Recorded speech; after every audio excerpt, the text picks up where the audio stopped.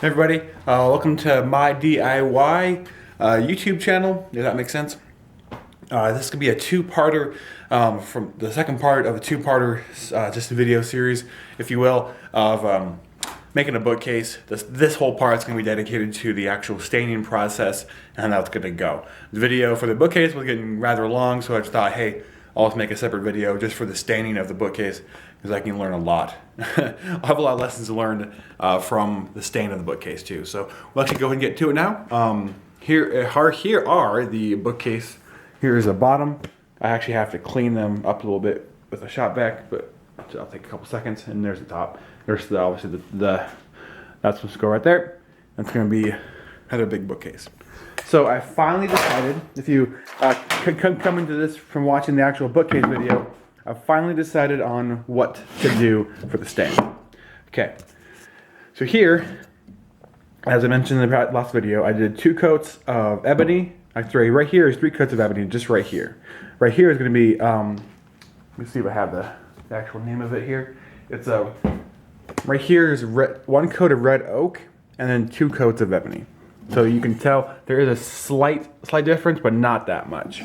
Right here is probably, I don't know, probably 3 coats, maybe 4 coats of this amazing, not amazing stain, the stain right here. I'm gonna say it's pronounced Jacobin. That's probably wrong, but I'll just say that and act like it is until I hear otherwise.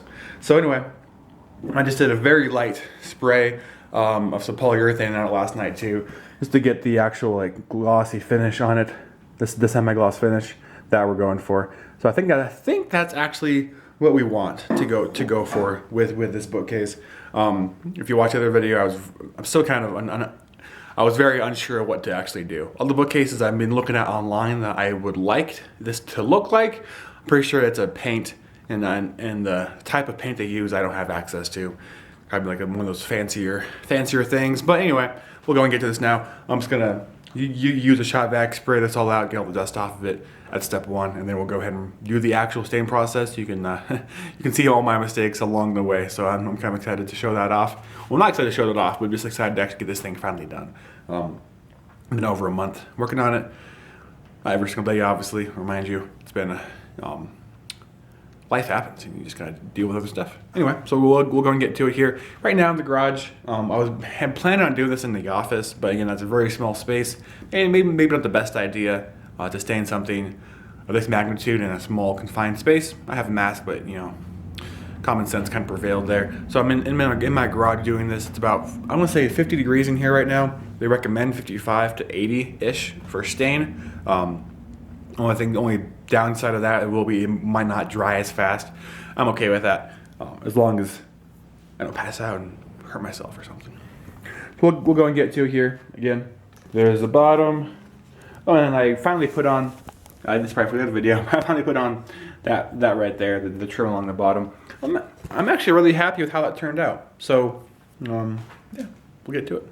All right, so we got the bookcases, well, the 2 bookcases, the 2 halves, I guess, on a plastic sheet.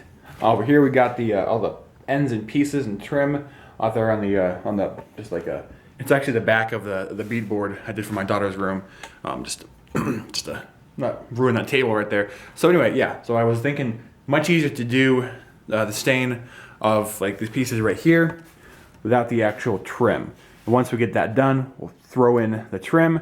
Again, it won't take much to secure that to the actual board itself. Just a little bit of glue, maybe a brad nail here or there. Not that big of a deal.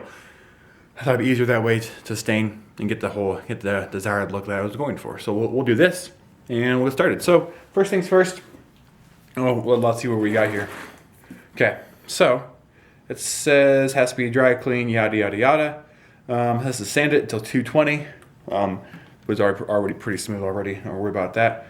And then pre-stained wood conditioner. We don't have that. Actually, I was looking at the store last night. It's $12 for the conditioner for the pre-wood stain, like whatever you want to call it. And this was $7. The actual stain itself was $7. That was kind of funny.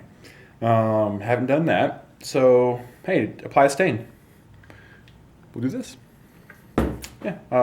I'll get some gloves on and then maybe show you guys a couple minutes of the actual stain process, and then I'll just probably turn it off and get to work. I like doing videos, but again, I like having a finished bookcase as well. So we'll get to it. I have this like staining pad right there. So I forget where I got it. Probably Home Depot. It's where we seem to be ending up most of the days now.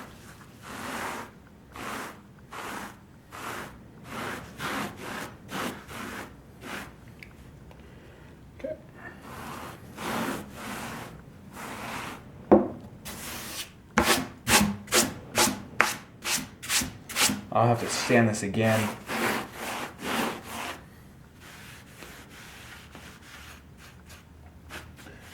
It's a lot. This is rougher than I actually expected. First mistake.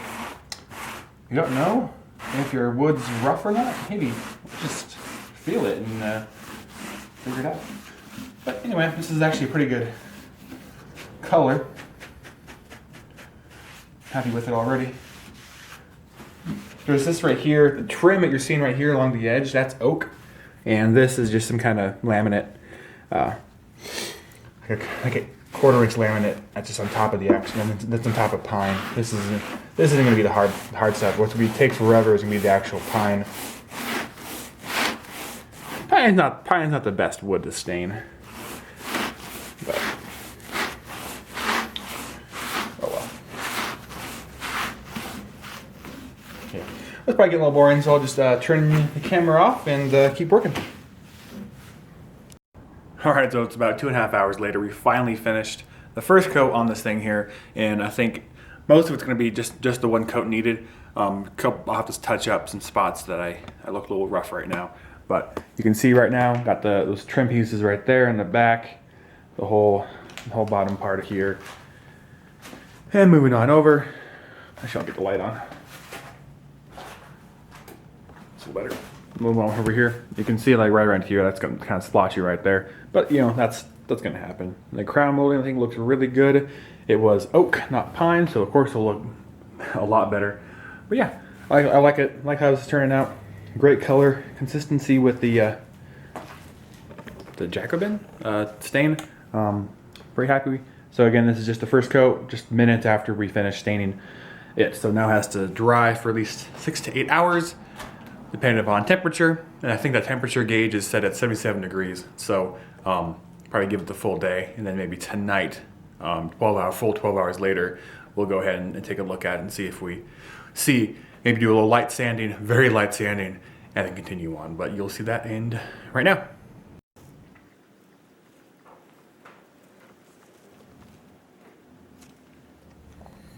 All right, so it's day or two later.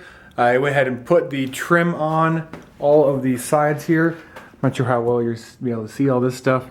Just that small trim right in there, and of course the 1x2s right here that you're looking at, and of course the 1x2 down there you can probably barely see, and then just trimmed all out in there. And then I went ahead and put a second coat down after I trimmed it out. Came back last night, realized it was still a little tacky in some spots, so I went ahead and put some more stain on it, which reactivated the stain, so I was able to wipe most of it off to get rid of the tackiness to it. So now we got a perfectly smooth bookcase ready to be finished with. I got some polyacrylic here, as we're seeing right there. Polyacrylic. Was going to go ahead and use this now, and I'm going to go ahead and test it out before we make the plunge, so I don't mess anything up. All right, so we are just about done putting the first coat of the polyurethane on, the polyacrylic, I should say. So I'll go ahead and show you how I'm doing it here.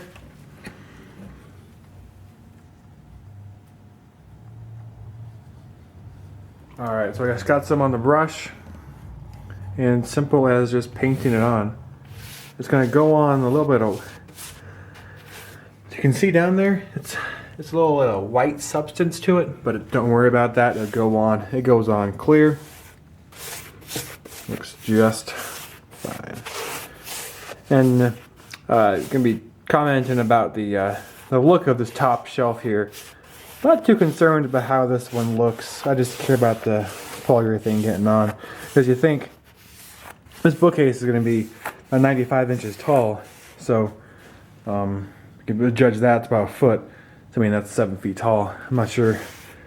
But I don't know, personally know too many 7 feet people who are going to be looking at my bookcase and judging me for my lack of consistent stain throughout it. So sidebar aside, this has actually been fairly simple putting this stuff on. Not sure where I put it. I was using that little like brush, what do they call it, staining pad thingamajigger down there. I didn't like it. I stopped using it because I noticed that there was very small cotton fibers or whatever the fibers that it's made of coming off. And I couldn't tell if it was coming off on the actual polyurethane itself or the polyacrylic itself, but I don't want to look. Well, I didn't want to wait and see, so I just got rid of it and got this paintbrush I had stored downstairs in the basement. So yeah, pretty simple stuff here. The first coat's going down right now at night. Hope the plan is to wake up early tomorrow and get some on before I have to go to work. That's the plan. We'll see if it works or not. But hopefully, Bookcase will be in the office this week, which is a good thing. So fingers crossed. And I'll probably come back to you guys when we're doing the next coat or whatnot. So keep watching. Thanks. All right, so we are on just about to do the third coat on this thing here. Trying to think this out here. So last night was it just last night I put on the first coat, and then this morning I put on the second coat, and then tonight I'm putting on the final third coat here. Probably doesn't really need it, but I thought probably this bookcase for a long time, and want it to look good and stay good as well. So we're going to put on the third coat. There's a couple minor spaces here. I saw that I need to do some light sanding on as well. That's what we got. You can see down there I got some 220 and 320 sandpaper. We can go and do that now before we put the final third coat on this thing. So I'm going to finish this up tonight, and then tomorrow night, probably after 24 hours after it's cured, we actually can get this in the office and start putting some books in it, which is hard to believe actually going to happen. So, but from a standpoint of finishing this thing, let's finish. No pun intended.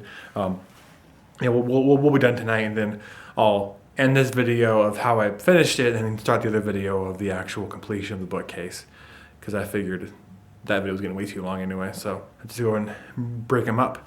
I think I already mentioned that too, so I'm not going to reduplicate my efforts. Anyway, so you can see obviously we're looking pretty good.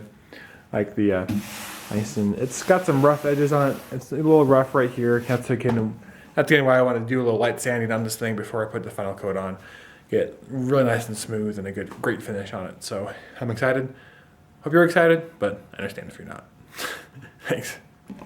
All right, it's the next morning after the third coat was put on last night. It's looking really good. We are done with the finish here. Yeah, it looks nice and smooth. Great color on that thing. I was surprised how this trim here of oak is a lot different coloring than the rest of it. But it gives a nice little touch to it.